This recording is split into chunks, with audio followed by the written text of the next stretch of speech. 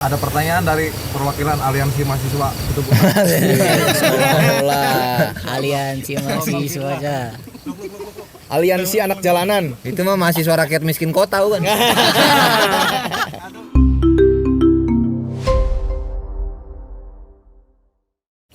Identiknya setan kan kayak kuntilanak, J. pocong gitu. J. Nah sedangkan di luar negeri kan beda lagi. Nah, itu ente bisa ngejirim gitu gimana? Jadi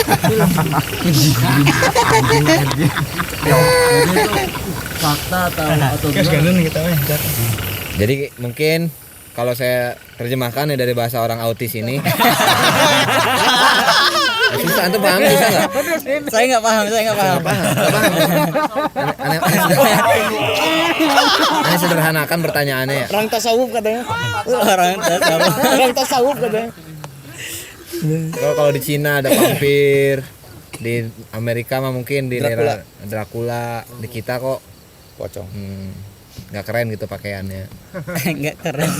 Mohon maaf ya, mohon maaf. Mohon maaf. Sadaya. Ini kiai ya, bukan saya ya. Silakan urusannya sama kiai aja ya. Weh, tenang le, tenang. Lanjut ya. Ya itu jawab. Kok beda-beda setiap negara gitu. Di Yaman ada nggak? Jawab dulu. Enggak jawab. Itu ditambahin lagi sama Ana pertanyaannya justru. Nanti Ana nambahin lagi. Silakan jawab. Entar Ana jawab. Jawab lu. Kalau di Yaman apa? Di Yaman. Yang terkenalnya tuh Umusibian. Oh, itu mah berarti sesuai dengan yang di kitab. Hadis. Hadis ya. Iya, maksudnya kitab ya di hadis itu ya. Itu iya. Musibian ya. Umusibian. Apa dia cenderung karakteristiknya? Ganggu anak kecil. Enggak, perwujudannya pernah diceritakan nggak deskripsinya seperti apa? Yang aneh baca ya, itu dia perempuan, giginya bertaring, matanya melotot, bisa nyulik, masuk ke rahim juga, Masuk rahim? masuk ke rahim perempuan. Terus bisa ke dinding apa? Tembus dinding. Iya, dan Baduljan ya. Banuljan. Kan hujan. Musibian ya mungkin kalau diinin kayak kalong wewe kuntilanak. Sini depan nih biar kelihatan kamera. Ya, pertanyaan ini udah dianggap cukup. Ya, tadi jawabannya udah ya, gitu aja. Yang lain pertanyaannya ada nggak? Yang lain serius? Ayo musibian itu ya dari zaman Nabi Sulaiman juga. Ada. Udah, kita cukupkan aja pertanyaannya. Saya masih panjang perjalanan kita. Baru jam 10 ya. Bukan apa-apa. Bulu kasihan nanti pas kaget nanti dia loncat ke bawah malah nanti jatuh. Itu aura belakang udah rada negatif ya. Mijan buluk udah sampai ini. Denger kadang yang ketawa. Wis menang. Tambah awili lagi satunya. Sama aja tak? Makanya itu. Serius loh. Di sini nggak ada yang pandai ngusir yang gitu-gituan. Sekelas Ustadz Robi juga Ana sama, nggak bisa, Ana mental. Ana juga sama. Jadi nggak ada yang tanggung jawab ini hari ini. Masing-masing hari ini. Masing-masing. Seperti halnya nanti di mahsyar. Roti Nggak nafsi-nafsi. Masing-masing. Ana juga lagi bawa anak. Ana Karena juga pasti ini lebih ngutamain anak. Jadi silahkan urus masing-masing. Santri mah nomor 99. Biasanya yang nomor selamat tuh 1. kameramen. Aneh yang diri sendiri 2 istri, Kenapa 3 anak. Selamat tuh 3 ya anak. itu. Si buluk yang selamat mah. Ya insya Allah yang selama ini masih rotiban. Wih, seolah-olah. Seolah-olah enggak ada olah. Enggak jadi gini. Allah itu menciptakan 3 makhluk selain hewan dan alam semesta ya, tumbuh-tumbuhan. Ada namanya malaikat, ada namanya jin, ada kita manusia. Nah, yang kita bahas itu sekarang jin. Jin itu kenapa dinamakan jin? Karena dia tertutup dari mata Jan, dan nggak kelihatan. janin. Janin, kenapa disebut janin? Karena enggak kelihatan. Karena nggak kelihatan, ada dalam perut. Jannah, kenapa surga disebut jannah? Karena nggak kelihatan. Karena Junnah, perisai, bahasa Arabnya junnah. Kenapa? Karena bisa menangkis, nggak kelihatan.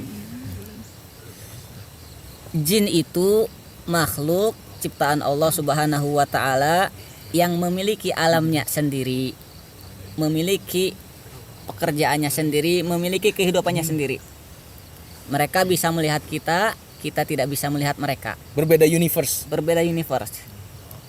Tapi mereka oleh Allah diberikan sesuatu kelebihan, bisa menjirim, bisa menyerupakan sesuatu.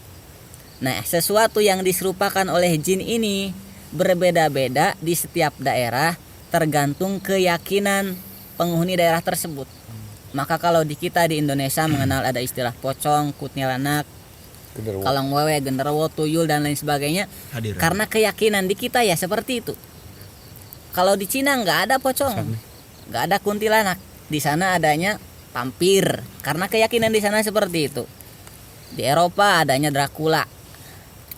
Jadi mereka menjirim, menyerupai sesuatu yang ditakuti atau yang diyakini di suatu daerah. Ini kayak daerah Jakarta masih ini juga beda. Aneh baru tahu tuh kemarin apa? Kuyang. Oh, Aden. Aden. Kayak setan gepeng ada nggak? Jakarta setan gepeng. Geleng. Modus game. Modus gimana asap lah. Stampa.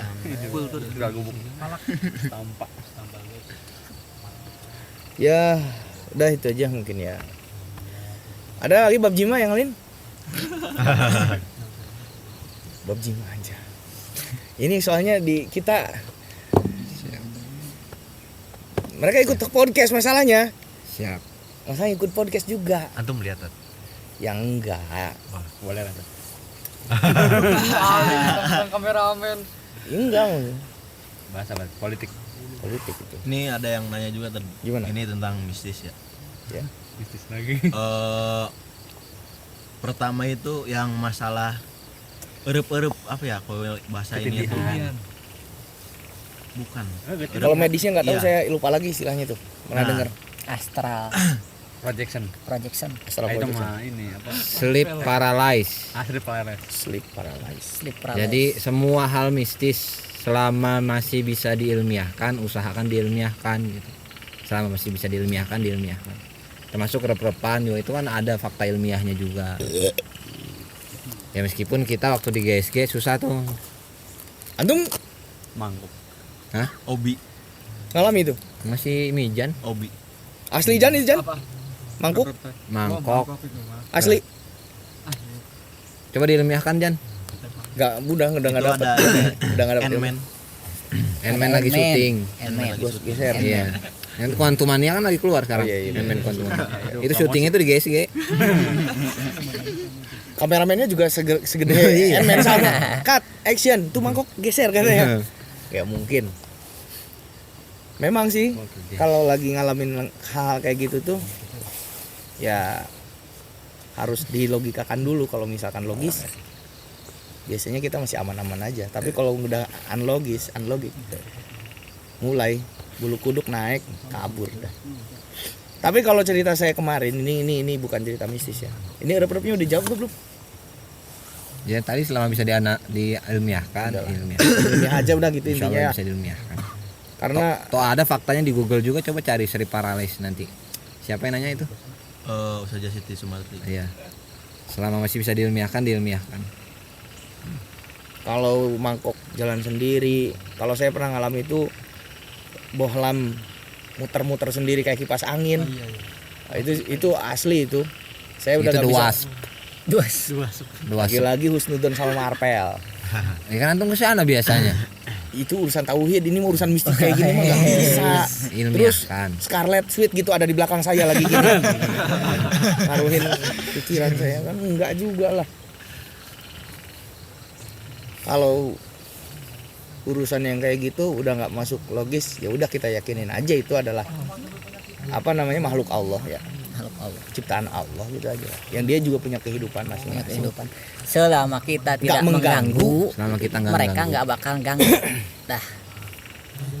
Adapun ada istilah orang tua gini tadi ya. Gimana kalau misalkan pas kita lagi jalan di tempat sepi terus kita ngelihat itu nggak sengaja, itu mah bonus aja lah. Nggak sengaja. Dalam artian bonus itu gini. Kadang ada yang jadi hoki loh, ketemu yang gitu malah jadi hoki. Contoh gini. Kalau di hutan di sawah tuh aden-aden dah. Iya. Tapi ada lagi yang bukan aden-aden, namanya tuh apa ya? Yang terbang, ibu perempuan tapi ini mah. Kuyang. Bukan. Kuyang. Di kita. Iya, yang Sunda itu apa sih? Sunda. Ari Kobe student. Bukan perempuan.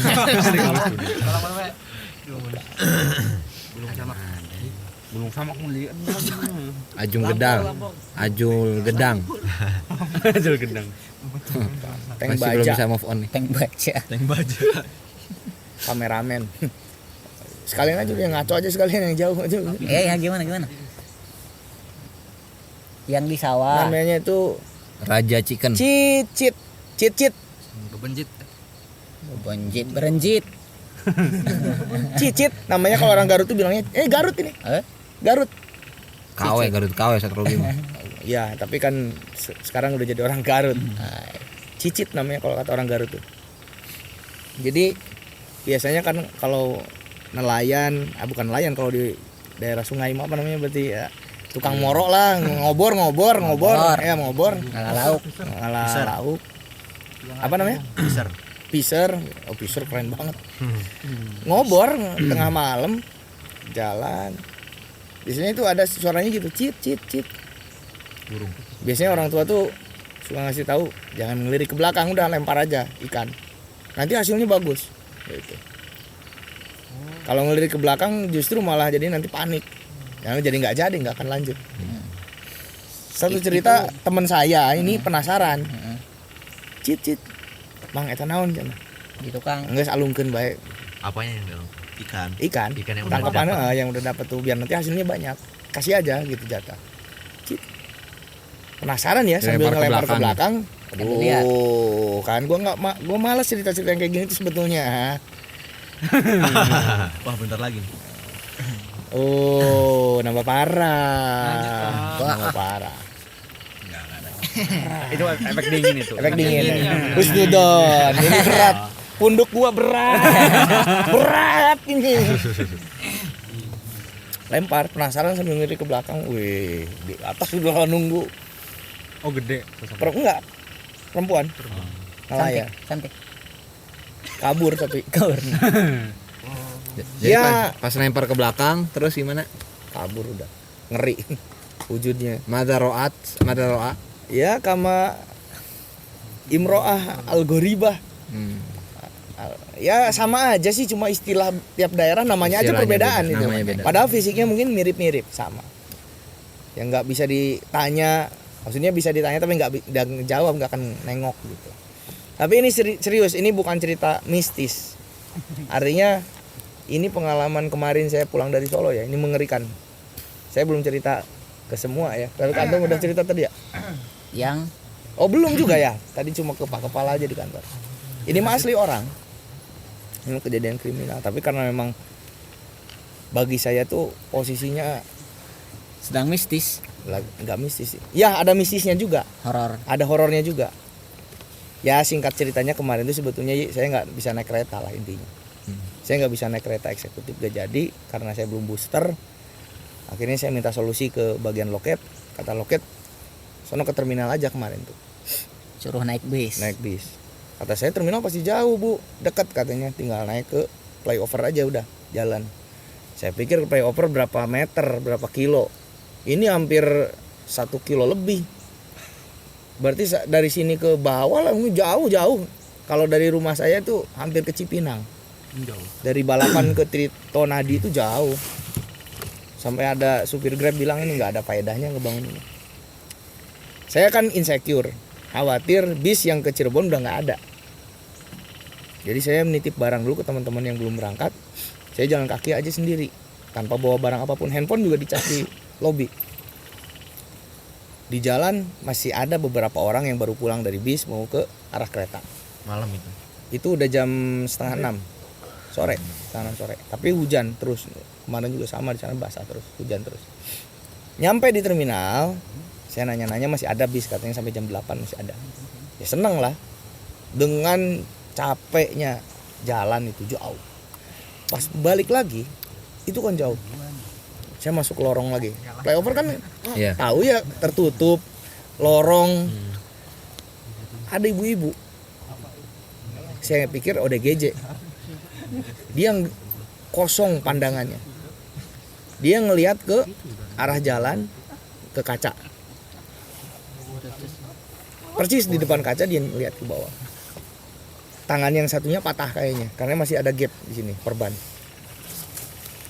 Kayak ada bekas darah, luka duga kayaknya luka. Dia sambil ngelihat ke bawah. Saya sempat agak merinding juga maksudnya lihat orang ini, walaupun manusia, yakin itu manusia. Yakin. Tapi dia nggak satu kata pun, misalkan saya punten gimana, dia jawab nggak, dia biasa aja dia. Diem aja terus natap kosong ke jalan. Nah, saya jalan lewat itu sambil teleponan sama istri biar ada temen juga di jalan. Jauh itu. Ya, Pak. Antum kalau cek di Google Maps silakanlah. Rute flyover. Gak lama dari lewat ibu-ibu itu saya masih jauh ke lobby. Ibu-ibu itu. Dari belakang ada yang ngikutin. Langsung ngeri saya. Ini mah kriminal sih kaitannya. Saya pikir ini orang kayaknya ngincer saya deh.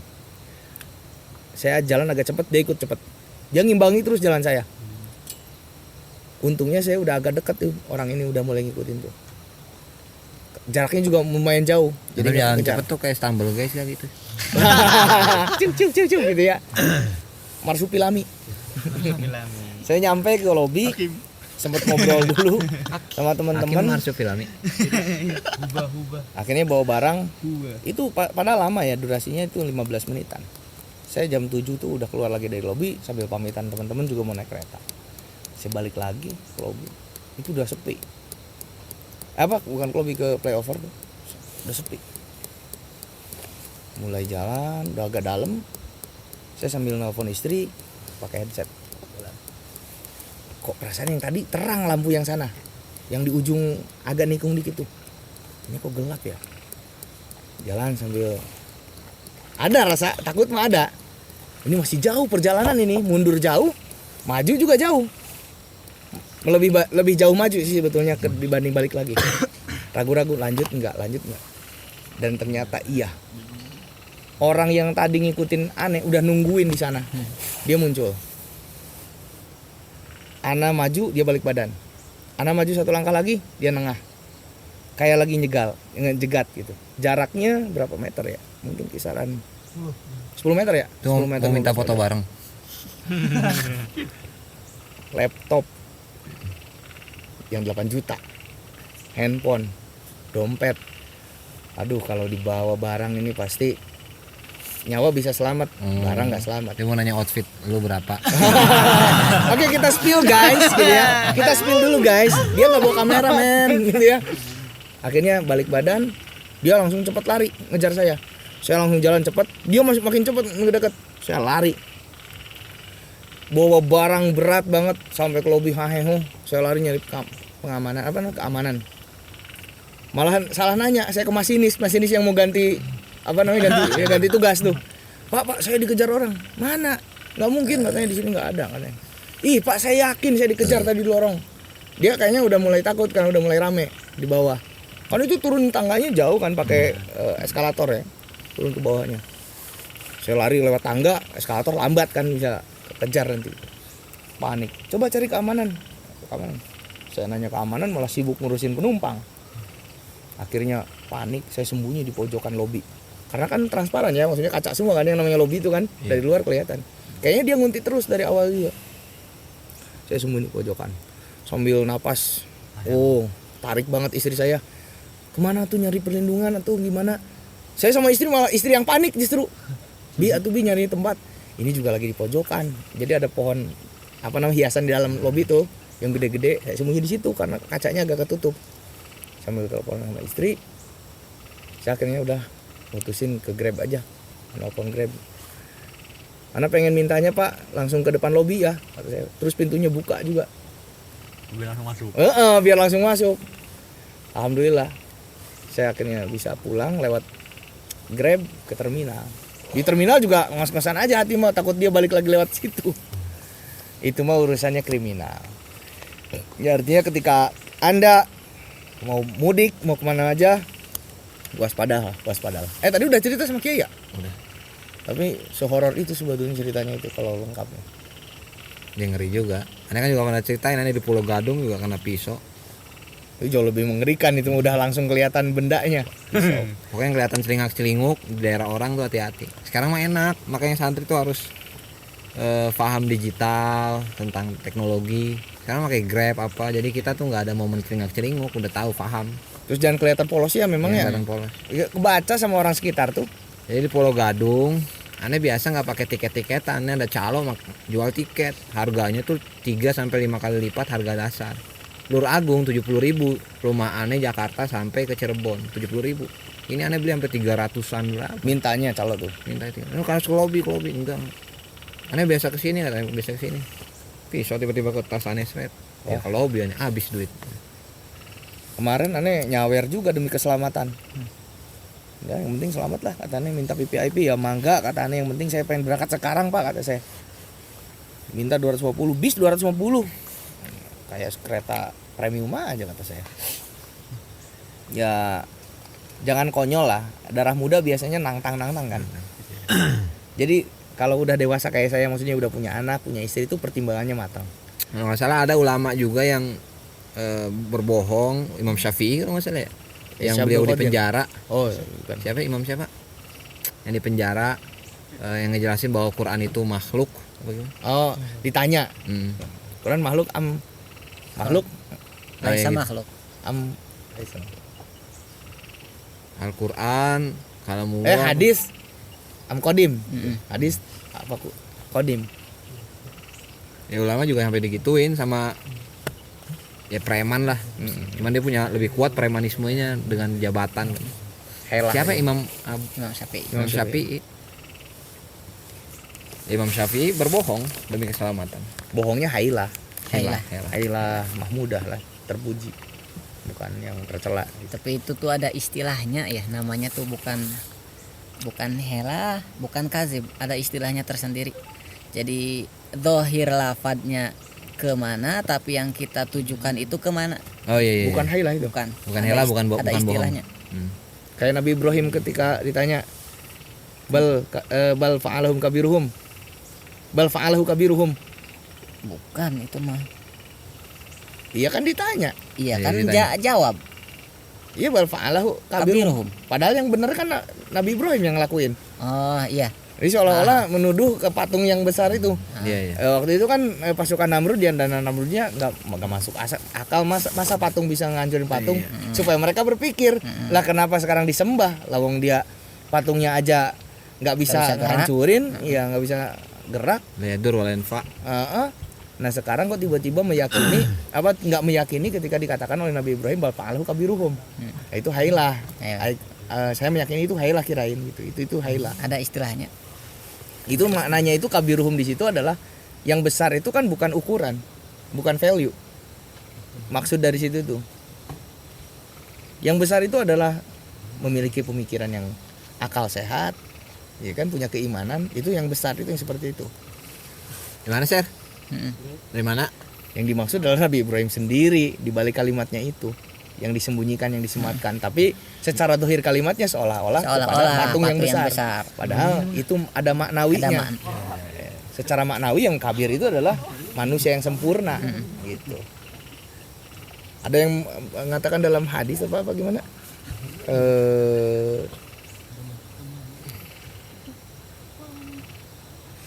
Orang yang berilmu itu besar dan orang yang bodoh itu kecil. Apa itu gimana sih? Al alimu kabirun. In kana hadasan. In kana sogiran. In kana sogiran. Wal jahilu sogirun. Walau kana kabiran. Jadi memang keimanan, keilmuan itu bisa menjadikan value bagi seseorang besar atau kecil. Mungkin konteksnya Nabi Ibrahim juga menghela di situ itu ke sana gitu. Tapi tetap kan Raja Namrud gak terima. Gak mungkin. Ya kenapa disembah? Bilang gak mungkin tapi kenapa disembah? Ada pertanyaan, Nabi pernah ngeruqyah enggak? Pernah dengar enggak hadis? Anda belum pernah dengar sih. Kalau Nabi ngobatin banyak mungkin. Ngeruqyah. Ruqyah istilahnya syariatnya, masyru'nya dari siapa? Dari Nabi apa? Siapa? Ruqyah asul kalimah Rokok. min hadis. Hadis. Ada nggak gitu? Wajadna lah. wajadna ruqyah. ruqyah. Wajad aina. Nah, fil hadis.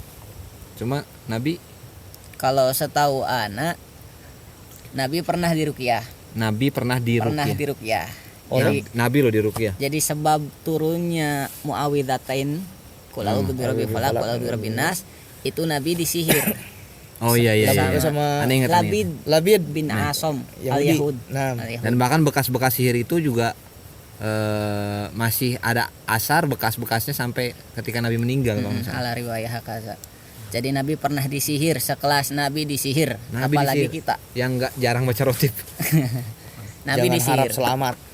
Kemudian ketika itu Allah mengetahui keadaan Nabi, keadaannya seperti apa, seperti yang kesakitan, seperti yang sangat berat badannya itu. Akhirnya Allah ngasih tahu di mana si sihir ini berada. Ternyata sihir itu ada di sebuah tali busur. Tali busur itu apa? Tali busur. Wallah alam busurnya tuh busur panah atau busur apa? Bubulnya berarti tuh. Iya, Bahasa orang sekarang bukul kali ya. bukul mungkin. Nah di bukul itu ada 11 ikatan. Akhirnya diturunkan kepada Nabi muawwidzatain qul a'udzu birabbil falaq dan qul a'udzu birabbin nas. Yang mana jumlah qul a'udzu birabbil falaq itu 5, qul a'udzu birabbin nas itu 6 ayat. Setiap Nabi baca satu ayat itu satu ikatan lepas. Nabi baca satu ayat, satu ikatan lepas. Sampai selesai semua ikatannya selesai, lepas, maka kemudian Nabi pun sehat lagi. Ada riwayat Nabi pernah diruqyah sama malaikat Jibril. Ada yang mengatakan diruqyah sama malaikat Jibril ketika itu. Ketika disihir sama si Labid bin Asom. Riwayat Nabi mengajarkan ruqyah banyak. Nabi ngajarin ruqyah. Dari kata roko kan artinya bersih, naik gitu tingkatan. Jadi kita membersihkan diri kita. Tapi yang sekarang ini yang katanya konon ruqyah masyru, Ruqyah syariah. ruqyah syariah. Itu benar gak sih sesuai dengan tatanan atau tuntunan dari hadis Nabi, tuntunan daripada syariat? Benar gak sih?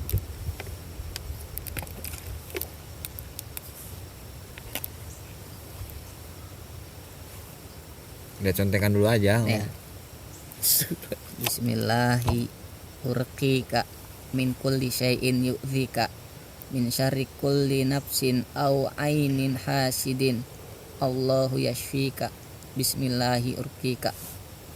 Itu doanya Doa ruqyah dari kitab nah, ada. Dan bukan dari Nabi, bukan?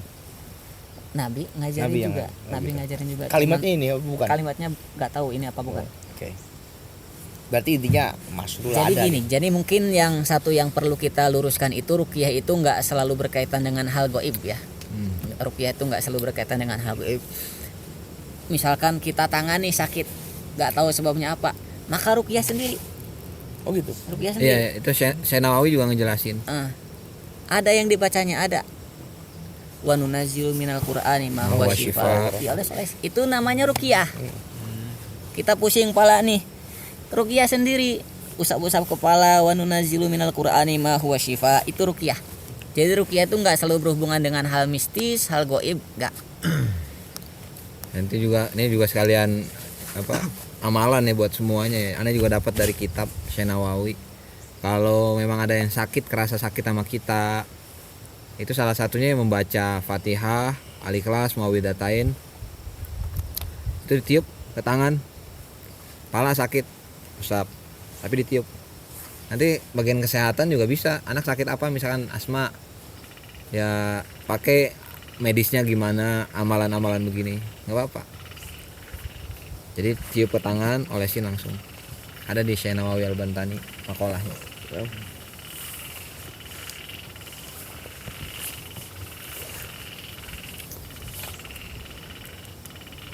Next. Terus juga yang banyak difahami sama masyarakat ya, dipelurusin lagi. Al-Quran itu dibacakan bukan cuman untuk orang meninggal gitu, atau untuk hal-hal gaib. Al-Quran justru harus sering dibacakan tuh kepada orang hidup. Bukan, jadi fungsi Al-Quran tuh bukan untuk ngeruqyah masalah mistis dan lain sebagainya. banyak ajaran-ajaran yang di dalamnya yang terkandung tentang akimis sholah, wa atu zakat, itu kan yang harus dipikirkan dan diamalkan juga.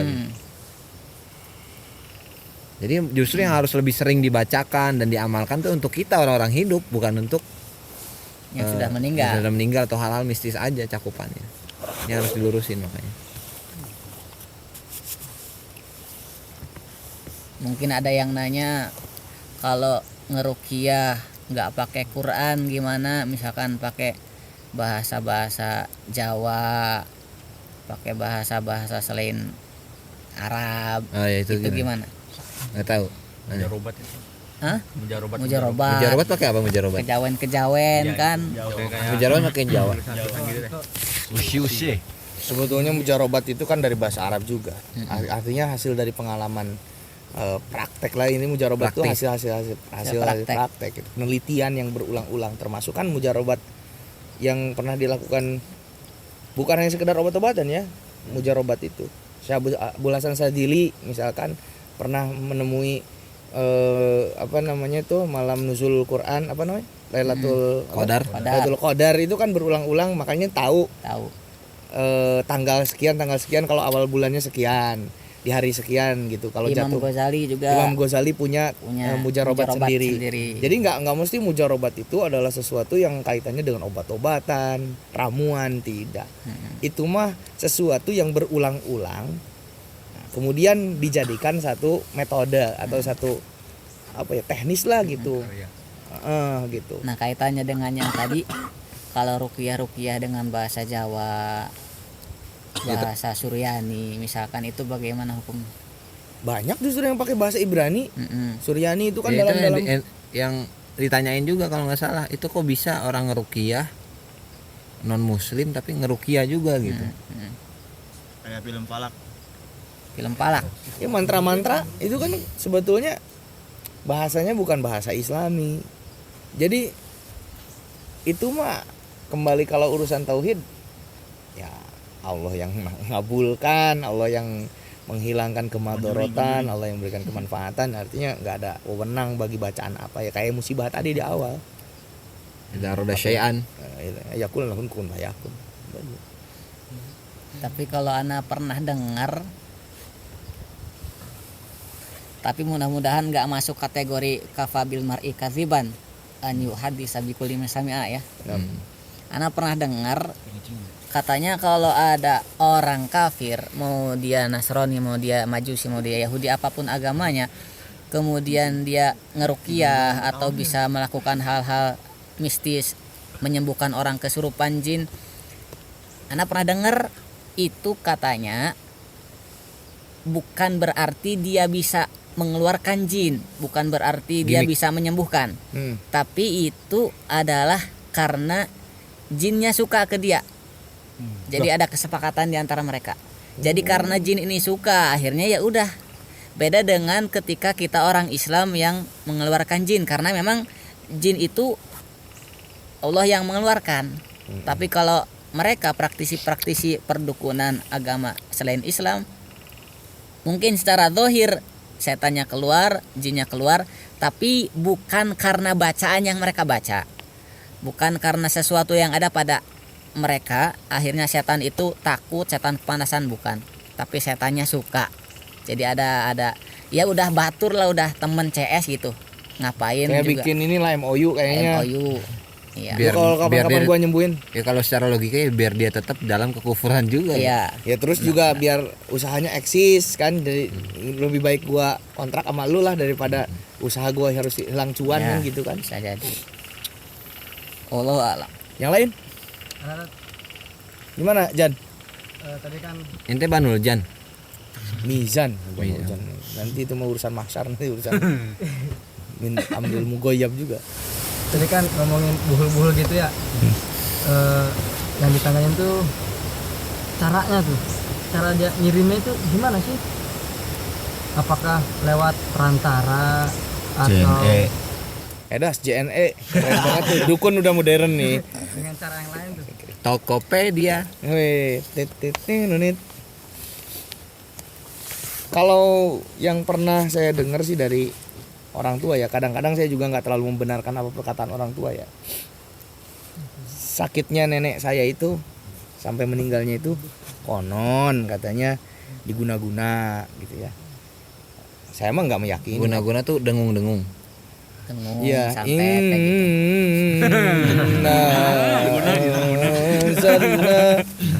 Cuma bukan itu. Guna-guna dia kepala. santet maksudnya. Kan aneh tahunya gombi guna bila guna. Oh iya iya. Guna Guna berarti Berdengung-dengung. nanas dua kan. Ikhfa mah hubungannya Guna-guna. capung sama beliau. Ikhfa samar. Jadi nggak meyakini kalau saya, apalagi kalau dikaitkannya sama keluarga dekat, apa urusannya gitu, apalagi kiai misalkan yang guna-gunanya